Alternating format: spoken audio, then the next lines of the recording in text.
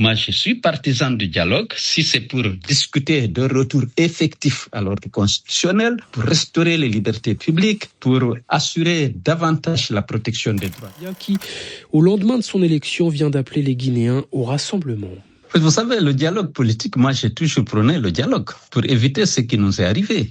Malheureusement, ils n'ont jamais accepté et ils ont plutôt réprimé toutes les voix discordantes. Moi, je suis partisan du dialogue si c'est pour discuter de retour effectif à l'ordre constitutionnel, pour restaurer les libertés publiques, pour assurer davantage la protection des droits humains. Je serai ouvert si c'est le cas. Mais il n'y a pas de liberté, il n'y a pas de démocratie. Vous savez bien que cette mascarade, aussi bien pour le référendum que pour l'élection présidentielle, il n'y a pas eu de vote. Ça a un désaveu du régime. Parce que les Guinéens ne se sont pas déplacés pour aller vers les urnes, même s'ils ont proclamé des chiffres qui n'ont rien à voir avec la réalité. Mais si demain votre parti est dissous, et si vous devez rester en exil pendant de longues années, est-ce que vous ne craignez pas que les Guinéens finissent par vous oublier ?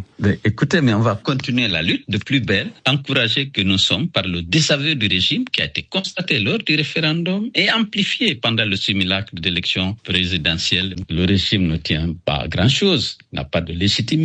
Il se disqualifie tous les jours par, naturellement, une confiscation éhontée du pouvoir à travers le scrutin, le faux scrutin du 28 décembre dernier. C'est une nouvelle transition. Ce n'est pas un retour à l'ordre constitutionnel. En réalité, c'est une prolongation de la période d'exception.